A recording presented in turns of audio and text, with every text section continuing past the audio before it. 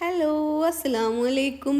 ഇന്ന് നമുക്ക് റവയും ഒരു കപ്പ് ചോറും വെച്ചിട്ട് കുട്ടികൾക്ക് ഇഷ്ടമുള്ള ഒരു ബ്രേക്ക്ഫാസ്റ്റ് ഉണ്ടാക്കിയെടുക്കാം കേട്ടോ. കുട്ടികളും വലിയവരൊക്കെ കടയിൽ നിന്ന് ചോദിച്ച് വാങ്ങുന്ന ഒരു അടിപൊളി ബ്രേക്ക്ഫാസ്റ്റാണ്. അപ്പോൾ നമുക്കിത് എങ്ങനെ ഉണ്ടാക്കണം നോക്കാം. അപ്പോൾ ഞാനൊരു കപ്പ് റവ എടുത്തിട്ടുണ്ട്, അതൊരു ബൗളിലേക്ക് ഇട്ട് കൊടുക്കുന്നുണ്ട് കേട്ടോ. അതേ കപ്പിൽ തന്നെ ഒരു കപ്പ് ചോറാണ് നമ്മൾ എടുത്തിട്ടുള്ളത്, അതുകൂടി ഇതിലേക്ക് ചേർത്ത് കൊടുക്കുന്നുണ്ട്. എന്നിട്ട് നമുക്കിതിലേക്ക് ഒരു കപ്പ് വെള്ളം ചേർത്ത് കൊടുക്കാം. എന്നിട്ട് ഇതൊരു 5 മിനിറ്റ് നമുക്ക് കുതിരാനായിട്ട് വെക്കാം കേട്ടോ. ഇതൊന്ന് ആദ്യം മിക്സ് ചെയ്ത് കൊടുക്കുക, ഈ വെള്ളം എല്ലാ ഭാഗത്തേക്കും ആവാൻ വേണ്ടിയിട്ട് 5 മിനിറ്റ് വെച്ചാൽ മതി, കൂടുതൽ നേരം ഒന്നും വെച്ച് കൊടുക്കണ്ട.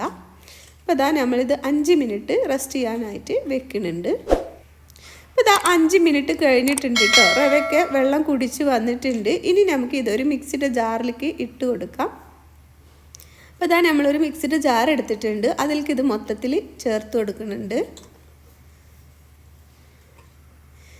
ഇത് നല്ല ടേസ്റ്റി ആയിട്ടുള്ള അടിപൊളി ബ്രേക്ക്ഫാസ്റ്റാണ് കേട്ടോ. കുട്ടികളും വലിയവർക്കും ഇഷ്ടപ്പെടും.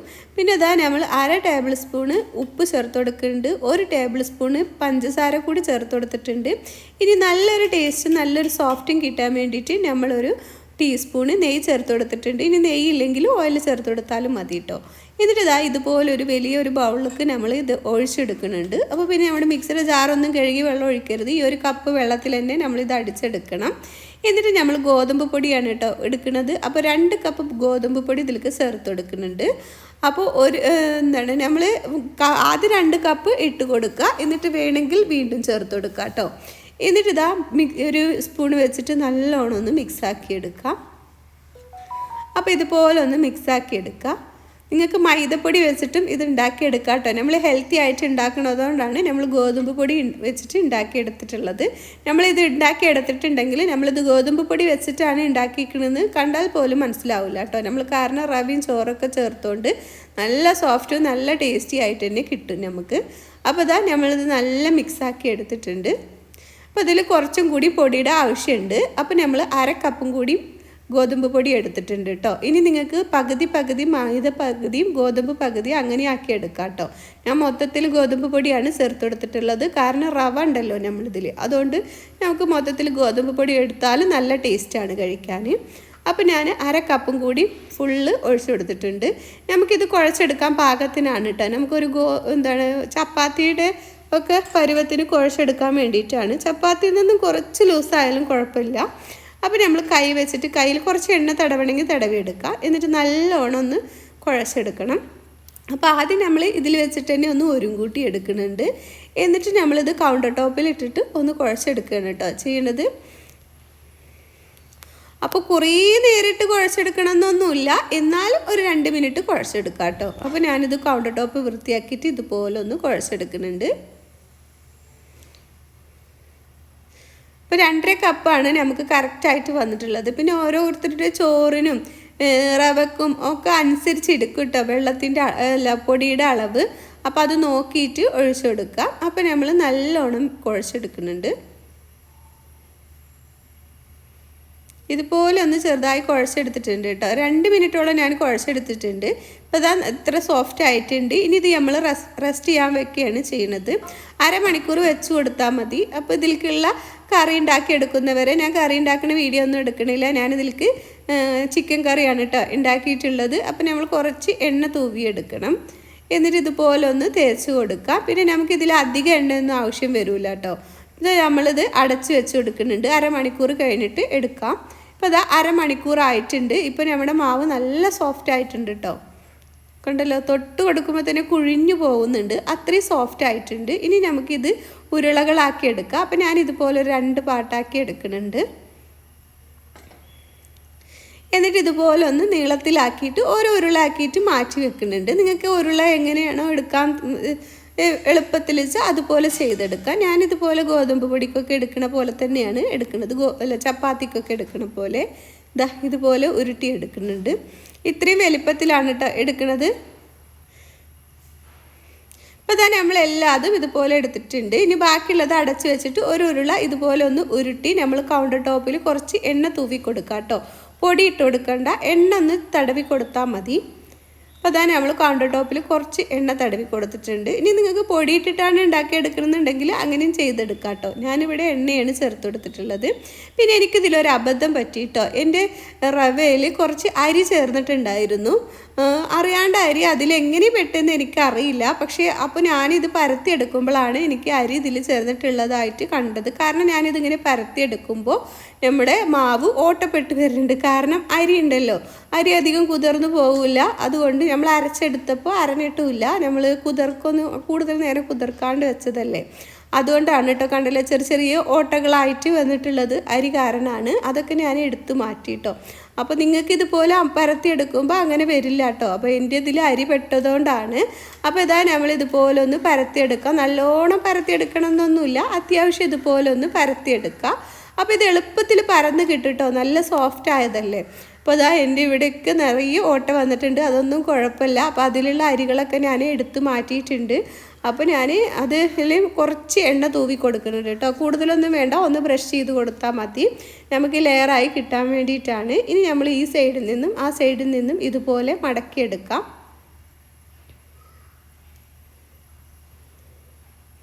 അപ്പോൾ എളുപ്പമാണ് കേട്ടോ നമുക്കിത് ഉണ്ടാക്കിയെടുക്കാൻ. കൂടുതൽ നേരമൊന്നും വേണ്ട, ഇതുപോലെ ഒന്ന് മടക്കിയെടുത്താൽ മതി.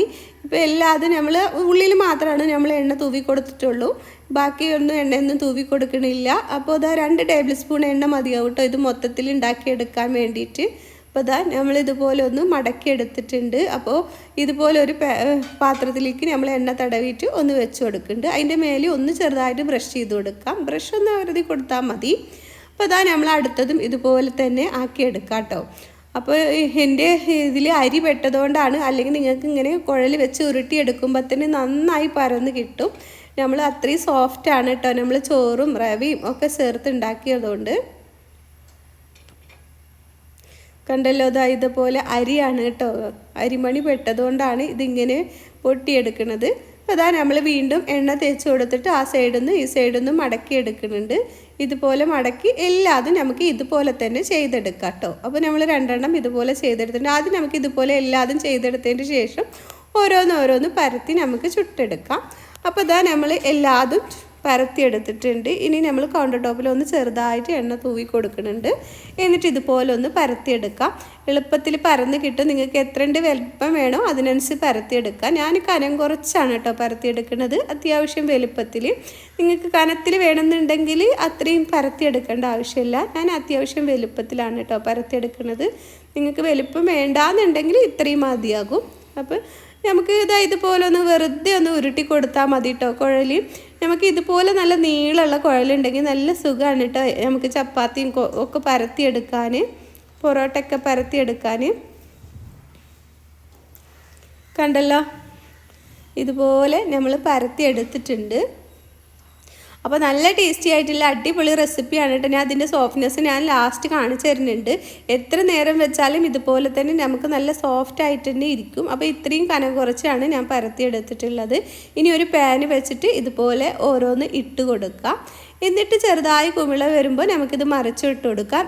എൻ്റെ ഇതിൽ അരി പെട്ടതുകൊണ്ട് ചെറിയ ഓട്ടകൾ പെട്ടുകൊണ്ടാണ് ഇത് ബബിൾസ് ആയിട്ട് പൊന്തി വരാനത്. എന്നാലും നല്ല സോഫ്റ്റാണ്. പക്ഷേ നിങ്ങൾക്ക് അരിയൊന്നും പെടാത്ത റവയാണെങ്കിൽ ഇങ്ങനെ നല്ല ബബിൾസ് ആയിട്ട് 2 ലെയറായിട്ട് പൊന്തി വരും കേട്ടോ. അപ്പോൾ ഞാൻ ഇതുപോലെ ഇതിന് മുന്നേ ചുട്ടിട്ടുണ്ടായിരുന്നു. അപ്പോൾ ആ റവയിൽ അരി കൂടിയിട്ടുണ്ടായിരുന്നില്ല. അപ്പോൾ അത് നല്ല ബബിൾസ് ആയിട്ട് തന്നെ കിട്ടിയിട്ടുണ്ടായിരുന്നു കേട്ടോ. അപ്പോൾ ഞാൻ നല്ല ടേസ്റ്റി ആയിട്ടുള്ള റെസിപ്പി ആയതുകൊണ്ട് നിങ്ങൾക്ക് കൂടി കാണിച്ചു തരാമെന്ന് വിചാരിച്ചിട്ടാണ് ഇത് ഉണ്ടാക്കിയത്. പക്ഷേ എനിക്കൊരു അബദ്ധം പറ്റിപ്പോയി.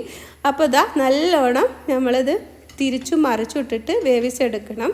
പിന്നെ നമ്മളിത് കൂടുതൽ നേരം പാനിലിട്ടിട്ട് കുറേ നേരം വെക്കരുത് കേട്ടോ. അപ്പോൾ നമുക്കിത് ബലം വെച്ച് പോകും. എന്നാൽ നമുക്കിത് വെന്ത് കിട്ടും വേണം കേട്ടോ. നമ്മൾ കുട്ടികൾക്കൊക്കെ കൊടുക്കേണ്ടതാണ്. അത്യാവശ്യം കുറച്ച് നേരമൊക്കെ വെക്കണം. എന്നാൽ കൂടുതൽ നേരം ഇട്ടിട്ട് വേവിച്ചെടുക്കുകയും ചെയ്യരുത്. നല്ലോണം വെന്ത് കിട്ടും വേണം. അങ്ങനെ നമുക്കിത് തിരിച്ചും മറിച്ചും ഇട്ടിട്ട് ഇത് വേവിച്ചെടുക്കാം. എണ്ണ തൂവി കൊടുക്കാം കേട്ടോ വേണ്ടെങ്കിൽ എണ്ണ തൂവി കൊടുക്കും വേണ്ട. അപ്പോൾ ഞാൻ ചെറുതായിട്ട് കുട്ടികൾക്കൊക്കെ കൊടുക്കാവുകൊണ്ട് എണ്ണ തൂവി കൊടുത്തിട്ടുണ്ട്. അപ്പോൾ അതാ നമ്മുടെ ഇത് നല്ലോണം വെന്തിട്ടുണ്ട്. കണ്ടല്ലോ, നല്ല സോഫ്റ്റാണ്. നമുക്ക് എടുക്കുമ്പോൾ തന്നെ അറിയാൻ പറ്റും. ഇനി ഇതെന്താണ് ഇതാ അടുത്തത് നമ്മളിത് ചേർത്തെടുക്കാം. അപ്പോൾ എണ്ണ ഞാൻ ഇതിൻ്റെ മേലൊന്ന് ചെറുതായി തടവി കൊടുക്കണുള്ളൂ, അല്ലാണ്ട് നമ്മളിത് കൂടുതൽ എണ്ണയൊന്നും തേച്ച് കൊടുക്കണില്ല. നിങ്ങൾക്ക് കൂടുതൽ എണ്ണ വേണമെന്നുണ്ടെങ്കിൽ അങ്ങനെ ചേർത്ത് കൊടുക്കാം കേട്ടോ. അപ്പോൾ നല്ല ടേസ്റ്റി ആയിട്ടുള്ള ഒരു റെസിപ്പിയാണ് കേട്ടോ. അപ്പോൾ എല്ലാവരും ഒന്ന് ട്രൈ ചെയ്ത് നോക്കണം.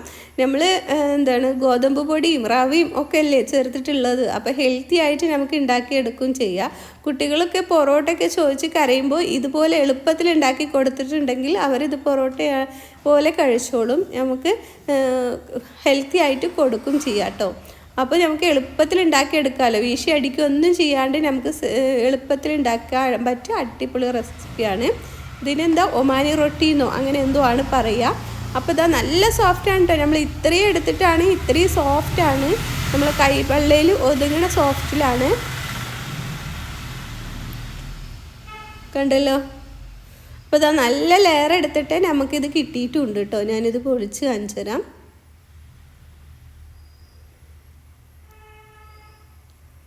കണ്ടല്ലോ, നല്ല ടേസ്റ്റാണ്, നല്ല സോഫ്റ്റുമാണ് കേട്ടോ. അപ്പോൾ എല്ലാവരും ഇതൊന്ന് ട്രൈ ചെയ്ത് നോക്കുക. കുട്ടികൾക്കൊക്കെ ഒത്തിരി ഇഷ്ടമാവും, വലിയവർക്കും ഇഷ്ടമാവും. എപ്പോഴും ഒരേപോലെയൊക്കെ ബ്രേക്ക്ഫാസ്റ്റ് ഉണ്ടാക്കി മടുത്തെങ്കിൽ ഇതൊന്ന് ട്രൈ ചെയ്ത് നോക്കാം കേട്ടോ. അപ്പോൾ അടുത്ത വീഡിയോയിൽ നമുക്ക് വീണ്ടും വരാം. അസ്സലാമു അലൈക്കും.